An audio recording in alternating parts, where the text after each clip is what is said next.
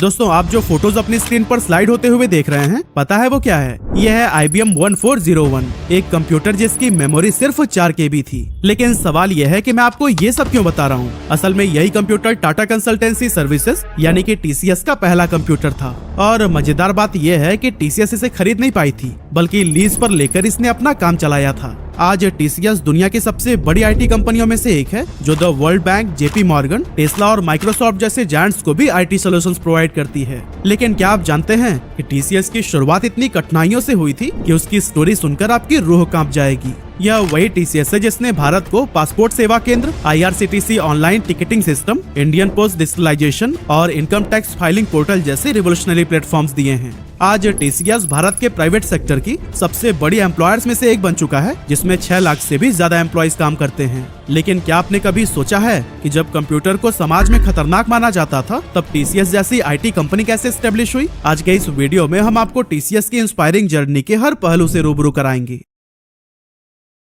तो दोस्तों इस कहानी की शुरुआत होती है 1960s से, जब टाटा ग्रुप के सीनियर मैनेजमेंट की एक काफी इंपॉर्टेंट मीटिंग रखी गई, जिसमें ग्रुप की अलग अलग कंपनीज के ऑपरेशंस और फ्यूचर प्लानिंग पर बात होनी थी। उस टाइम टाटा ग्रुप के चेयरमैन थे JRD टाटा, जबकि सीनियर एग्जीक्यूटिव और JRD टाटा के सलाहकार थे उनके अपने ही brother in law Leslie Sawhney. इस मीटिंग में डिस्कशन के दौरान लेस्ली साहनी ने एक बड़ा इशू उठाया। उन्होंने कहा, हमारी कंपनीज के इतने सारे डेटा को अब मैनुअली मैनेज करना बहुत कठिन हो चुका है, इसीलिए हमें अब कंप्यूटर में डेटा स्टोर करने के बारे में सोचना चाहिए। और फिर इसके लिए उन्होंने अपनी खुद की IT कंपनी बनाने का प्रपोजल रखा। अब वैसे तो यह आइडिया JRD टाटा को बहुत पसंद आया, लेकिन इसका इम्प्लीमेंटेशन उतना आसान नहीं था जितना ये सुनने में लग रहा था, क्योंकि उस टाइम इंडिया में ना तो एक भी कंप्यूटर था और ना ही ऐसे प्रोफेशनल्स जो कि उसे ऑपरेट कर पाए। काफी सोच विचार करने के बाद से JRD टाटा ने टाटा एडमिनिस्ट्रेटिव सर्विस यानी कि TAS से कुछ हाईली स्किल्ड लोगों को इस काम के लिए सिलेक्ट किया। लेकिन TAS ही क्यों? असल में जिस तरह देश को चलाने के लिए इंडियन एडमिनिस्ट्रेटिव सर्विस यानी कि IAS से लोग चुने जाते हैं, ठीक इसी तरह से टाटा एडमिनिस्ट्रेटिव सर्विस से उन स्किल्ड लोगों को चुना जाता है जो कि टाटा ग्रुप के अलग अलग कंपनीज में हाई लेवल मैनेजमेंट और लीडरशिप रोल्स को संभालते हैं। और इसमें सेलेक्ट होना भी IAS की तरह ही काफी कठिन होता है। अब लोगों को तो चुन लिया गया था, लेकिन सबसे बड़ा चैलेंज था कि कंप्यूटर का इंतजाम कैसे करें, क्योंकि इंडिया में उस टाइम कंप्यूटर थे ही नहीं और टाटा के पास भी इस प्रोजेक्ट के लिए बहुत कम बजट था, जिसकी वजह से वह बाहर के देशों से महंगे कंप्यूटर्स नहीं खरीद सकते थे। वैसे एक आइडिया के लिए मैं आपको बता दूं, उस टाइम TCS को जिस टाइप के कंप्यूटर की जरूरत थी उसको खरीदने में करीब $1 मिलियन लगती, जिसे कि अगर आज भी इंडियन रुपए में कन्वर्ट किया जाए ना तो करीब 8 करोड़ 48 लाख रुपए के बराबर होंगी। और हम तो आज से 50 साल पहले की बात कर रहे हैं ना, मतलब कि उस टाइम के 8 करोड़ रुपए की वैल्यू का अंदाजा आप खुद ही लगा लीजिए। इसीलिए JRD टाटा ने एक बीच का रास्ता निकाला और IBM से उनका 1401 मॉडल का कंप्यूटर लीज पर ले लिया। और दोस्तों यह कंप्यूटर आगे चलकर न सिर्फ टाटा के लिए बल्कि पूरे देश की इंडस्ट्री के लिए ही गेम चेंजर साबित हुआ। IBM 1401 उस समय के लिए एक अल्ट्रा मॉडर्न मशीन थी, जिसे डेटा प्रोसेसिंग मशीन भी कहा जाता था। वैसे तो यह उस टाइम का सबसे पॉपुलर कंप्यूटर मॉडल था, लेकिन आज के लैपटॉप और PC से अगर हम कंपेयर करें तो यह काफी अलग था। असल में ये कंप्यूटर एक पूरे कमरे के साइज का था, जिसकी मेमोरी सिर्फ 4 KB थी। फिर भी उस दौर में ये ऑर्गेनाइजेशंस के लिए डेटा मैनेजमेंट और ऑटोमेशन का एक बहुत ही बेहतरीन टूल साबित हुआ। तो दोस्तों इस तरह से अब JRD टाटा के पास अब अपनी कंपनी के लिए प्रोफेशनल्स की एक छोटी सी टीम थी और कंप्यूटर का भी इंतजाम हो चुका था। ऐसे में 1966 के दौरान उन्होंने मुंबई के चर्च गेट एरिया में मौजूद निर्मल बिल्डिंग के अंदर अपना पहला ऑफिस सेटअप किया और कंपनी का नाम रखा टाटा कंप्यूटर सिस्टम्स, जिसे कि कुछ टाइम के बाद ही बदलकर टाटा कंसल्टेंसी सर्विसेज यानी कि TCS कर दिया गया था। जल्द ही TCS की टीम ने इस कंप्यूटर की मदद से पंच कार्ड को प्रोसेस, डेटा स्टोर और एनालाइज करना शुरू कर दिया। अब आप सोच रहे होंगे कि ये पंच कार्ड क्या होता है। असल में पंच कार्ड एक रेक्टेंगुलर कागज का टुकड़ा होता था, जिस पर छोटे छोटे होल्स पंच किए जाते थे और हर होल एक नंबर या कैरेक्टर को रिप्रेजेंट करता था। ये होल्स एक स्पेशल मशीन जिसे पंच कार्ड रीडर कहते हैं उसके जरिए पढ़े जाते थे और रीडर उन होल्स को स्कैन करके डेटा को प्रोसेस करने का काम करता था। शुरुआत में TCS का पहला काम अपनी ही सिस्टर कंपनी टिस्को, जिसे अब टाटा स्टील के नाम से जाना जाता है, उसके लिए डेटा प्रोसेसिंग करना था। इसके बाद TCS ने टेल्को, जिसे आज हम टाटा मोटर्स के नाम से जानते हैं, उनके लिए भी काम करना शुरू कर दिया। लेकिन दोस्तों इस टाइम तक TCS की टीम बिना किसी लीडर के अंडर काम कर रही थी और उनके लिए कोई डिफाइंड गोल भी नहीं था। इसीलिए JRD टाटा ने 1968 में FC कोहली यानी कि फकीर चंद कोहली को TCS का जनरल मैनेजर बना दिया। आपको बता दें कि एफसी कोहली उस समय टाटा इलेक्ट्रिक कंपनी में चीफ इंजीनियर के तौर पर काम कर रहे थे और उनका टीसीएस में आने का कोई इरादा नहीं था। इसीलिए उन्होंने साफ साफ जेआरडी टाटा जी से कहा, सर मुझे कंप्यूटर के बारे में कुछ भी नहीं पता, मैं तो टाटा इलेक्ट्रिक में ही ठीक हूँ। लेकिन जेआरडी टाटा एफसी कोहली के टैलेंट को पहचानते थे, इसीलिए उन्होंने कहा कि कंप्यूटर तो कोई नहीं जानता इंडिया में, किसी को तो शुरुआत करनी होगी ना। इस तरह से ना चाहते हुए भी कोहली को टीसीएस की जिम्मेदारी संभालनी पड़ी। लेकिन बाद में उन्होंने कंपनी को इतनी ऊंचाइयों पर पहुंचा दिया कि आज उन्हें इंडियन आईटी इंडस्ट्री का फादर कहा जाता है।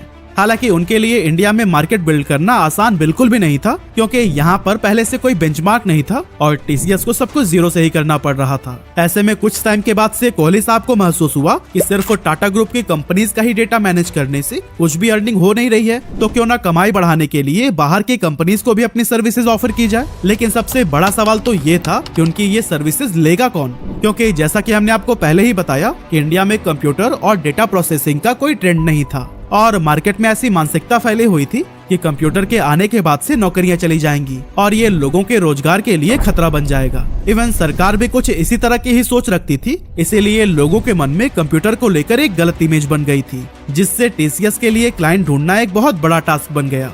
लेकिन फिर भी काफी मेहनत और कोशिशों के बाद टीसीएस को अपना पहला प्रोजेक्ट मिल गया, जो था सेंट्रल बैंक ऑफ इंडिया के लिए। असल में इन्हें सेंट्रल बैंक ऑफ इंडिया की ब्रांचेस के बीच ट्रांजैक्शंस को मैनेज करने के लिए एक सिस्टम बनाने की जिम्मेदारी दी गई, जिसे इंटर ब्रांच रिकॉन्सिलेशन सिस्टम कहा गया। ये प्रोजेक्ट न सिर्फ बैंक के लिए बल्कि टीसीएस के लिए भी बेहद इम्पोर्टेंट था। इस तरह से टीसीएस की टीम ने पूरे डेडिकेशन के साथ इस प्रोजेक्ट पर काम करना शुरू किया और बहुत कम समय में इसे कंप्लीट करके दिखाया। इस सक्सेस की बदौलत बहुत ही जल्द कंपनी को 14 अलग अलग बैंकों से प्रोजेक्ट्स मिल गए। साथ ही उन्हें यूनिट ट्रस्ट ऑफ इंडिया यानी कि यूटीआई की तरफ से भी एक प्रोजेक्ट मिला, जिसमें टीसीएस को इन्वेस्टमेंट डेटा को मैनेज करने की जिम्मेदारी सौंपी गई।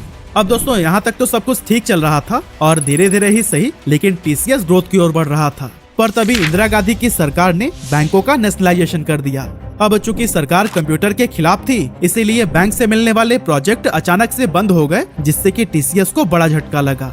यहाँ तक कि एक टाइम तो ऐसा भी आया था जब एफसी कोहली ने जेआरडी टाटा को वार्न भी कर दिया था कि अगर जल्द ही कोई नए प्रोजेक्ट नहीं मिले तो फिर टीसीएस को बंद करना पड़ सकता है। हालांकि इसी दौरान एफसी कोहली और उनकी टीम ने खूब मेहनत की और नए क्लाइंट्स ढूंढते रहे।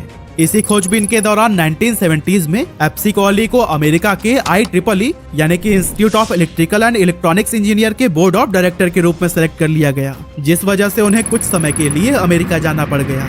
वहां जाने के बाद कोहली साहब ने सोचा कि जब इंडिया में टीसीएस के लिए प्रोजेक्ट नहीं मिल रहे हैं तो क्यों ना यहीं पर तलाश की जाए।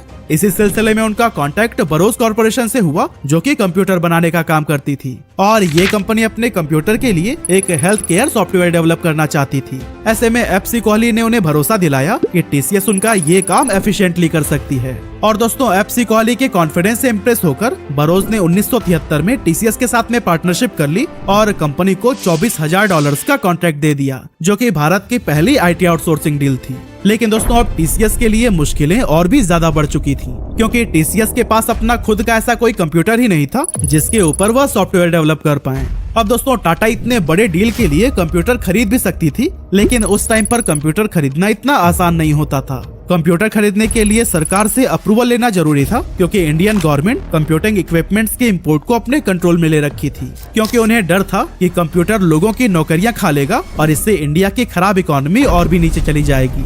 अब कुछ स्पेशल केसेस में कंप्यूटर खरीदी तो जा सकती थी, लेकिन उसके लिए पहले एप्लीकेशन देनी होती थी, जिसमें मेंशन करना पड़ता था कि आप कौन सा कंप्यूटर खरीद रहे हैं, पार्ट्स की डिटेल्स क्या हैं, किस कंपनी से खरीद रहे हैं और जहां जिस काम के लिए आप यूज करेंगे उसका भी पूरा डिटेल।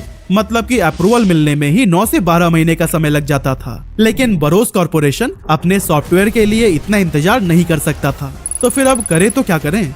उस मुश्किल सिचुएशन में टीसीएस के सामने बस एक ही रास्ता बचा था और वो था LIC का कंप्यूटर इस्तेमाल करना। असल में टीसीएस को ISI यानी कि इंडियन स्टैटिस्टिकल इंस्टीट्यूट से ICL कंपनी का एक कंप्यूटर इस्तेमाल करने की परमिशन मिली हुई थी, जो कि असल में LIC का था। इस कंप्यूटर का इस्तेमाल LIC अपने कामों के लिए करता था, लेकिन इसे ऑपरेट करने की जिम्मेदारी ISI की थी। मगर यहाँ पर भी एक अड़चन आ गई। LIC के एम्प्लॉय यूनियन ने यह कहकर टीसीएस को कंप्यूटर इस्तेमाल करने से रोक दिया कि किसी बाहरी कंपनी को उनके सिस्टम का एक्सेस देना सही नहीं होगा। उन्हें डर था कि इससे ऑर्गेनाइजेशन की डेटा और प्राइवेसी पर असर पड़ेगा। अब वैसे तो इस प्रॉब्लम को सॉल्व करना इतना आसान नहीं था, लेकिन एफसी कोहली ने यहाँ बहुत समझदारी से काम लिया और उन्हें किसी तरह से कन्विंस किया कि टीसीएस सिर्फ अपने सॉफ्टवेयर प्रोजेक्ट के लिए ही कंप्यूटर का यूज करेगी। इससे एलआईसी के डेटा या उनके काम पर कोई फर्क नहीं पड़ेगा।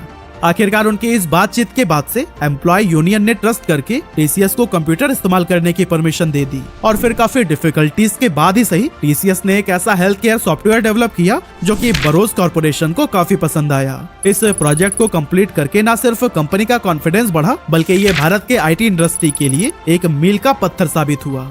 इस हेल्थ केयर सॉफ्टवेयर के बाद भी टीसीएस ने बरोज कॉर्पोरेशन के लिए कई सारे सॉफ्टवेयर्स डेवलप किए और दोस्तों इन प्रोजेक्ट्स की ही बदौलत 1976 में टीसीएस ने $1 मिलियन का एक्सपोर्ट रेवेन्यू क्रॉस कर लिया था। साथ ही उसे इंजीनियरिंग एक्सपोर्ट प्रमोशन काउंसिल की तरफ से टॉप एक्सपोर्टर का भी अवार्ड दिया गया। लेकिन अनफॉर्चुनेटली 1978 में टीसीएस और बरोज के बीच की ये पार्टनरशिप टूट गई।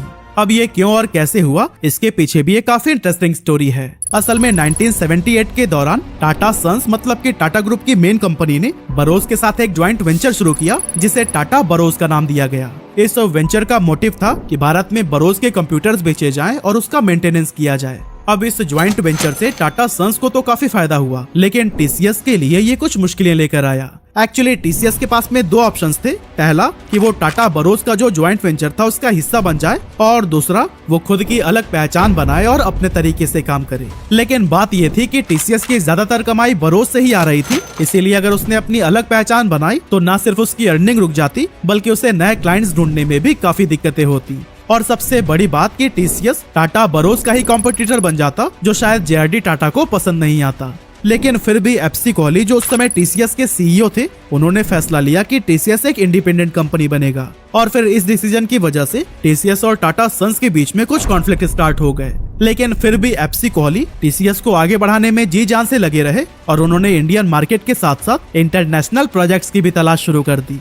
इसी दौरान टीसीएस ने SEAP यानी कि सिस्टम फॉर ईस्टर्न अफ्रीकन पे नाम से एक सॉफ्टवेयर डेवलप किया जिसे कि ईस्ट अफ्रीका के देशों के पेरोल और अकाउंटिंग नीड्स को पूरा करने के लिए बनाया गया था। पहले यह सारे काम मैनुअल होते थे जिसमें टाइम भी काफी लगता था और गलतियां भी बहुत ज्यादा होती थी। लेकिन टीसीएस के बनाए गए SEAP सॉफ्टवेयर ने पूरा काम आसान कर दिया और फिर इस प्रोजेक्ट की सक्सेस ने टीसीएस को इंटरनेशनल मार्केट में भी पहचान दिलाई।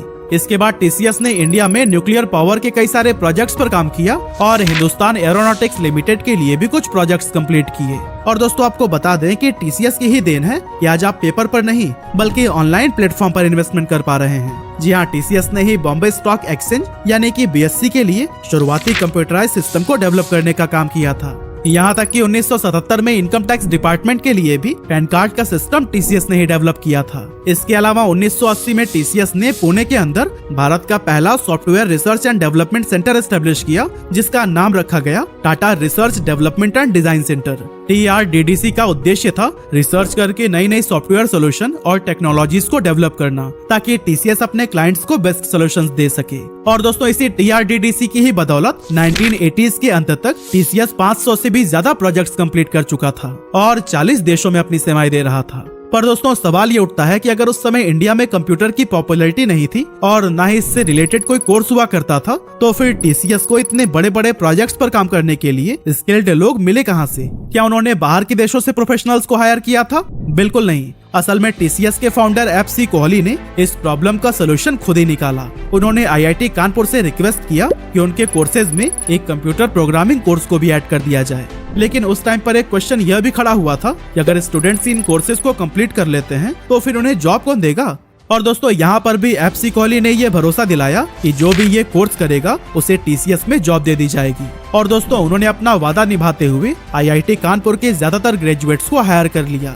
लेकिन एफसी कोहली को ये पता था कि एक लिमिट के बाद से टीसीएस हर किसी को नौकरी नहीं दे पाएगा, इसीलिए उन्होंने फॉरेन कंपनीज के साथ में डील की और ये तय किया कि TCS skilled Indian engineers provide कराएगा, वो भी दूसरे देशों की मार्केट से कम सैलरी पर। और दोस्तों इसी प्लान के तहत 1973 से 1977 के बीच IIT के बैचेज में से करीब 1/3 स्टूडेंट्स को टीसीएस ने यूएस भेज दिया था। और दोस्तों आपको जानकर हैरानी होगी कि आज अमेरिका की सिलिकॉन वैली में जितने भी टेक एम्प्लॉयज हैं उनमें से 1/3 एम्प्लॉयज इंडियन ऑरिजिन से हैं, जो कि टीसीएस की बदौलत ही पॉसिबल हो सका है। टीसीएस ने अपने इनोवेशंस और स्ट्रैटेजीज से कई बड़े प्रोजेक्ट्स कंप्लीट किए, जिसका नतीजा यह हुआ कि 2003 में उसने पहली बार $1 बिलियन का रेवेन्यू जनरेट किया। मई 2013 में टीसीएस को इंडियन डिपार्टमेंट ऑफ पोस्ट से 11 बिलियन रुपए का 6 ईयर कॉन्ट्रैक्ट मिला, जो कि एक मेजर अचीवमेंट थी। और फिर इसी साल कंपनी ने अपनी पोजीशन को और भी मजबूत करते हुए दुनिया की top 10 global IT service companies में अपनी जगह बना ली। इसके नेक्स्ट ईयर यानी जुलाई 2014 में टीसीएस एक और बड़ा अचीवमेंट हासिल करते हुए 5 ट्रिलियन रुपए के मार्केट कैपिटलाइजेशन वाली इंडिया की पहली कंपनी बनी। साथ ही जनवरी 2015 में टीसीएस ने रिलायंस इंडस्ट्रीज लिमिटेड के 23 साल के रिकॉर्ड को तोड़ते हुए इंडिया के सबसे प्रॉफिटेबल कंपनी के रूप में अपनी पहचान बनाई। आज ये दुनिया का चौथा most valuable IT service brand है, जिसने British petroleum, the world bank, JP Morgan, general electric, Lloyd banking group, Tesla, Nokia, siemens और माइक्रोसॉफ्ट जैसे कई सारे ग्लोबल जायंट्स के लिए काम किया है। और इसने खुद को इतनी ट्रस्टेबल कंपनी के रूप में एस्टेब्लिश किया है कि इंडिया के अलावा दूसरे देश की गवर्नमेंट भी अपने कॉन्फिडेंशियल प्रोजेक्ट के लिए टीसीएस को ही प्रेफरेंस देती है।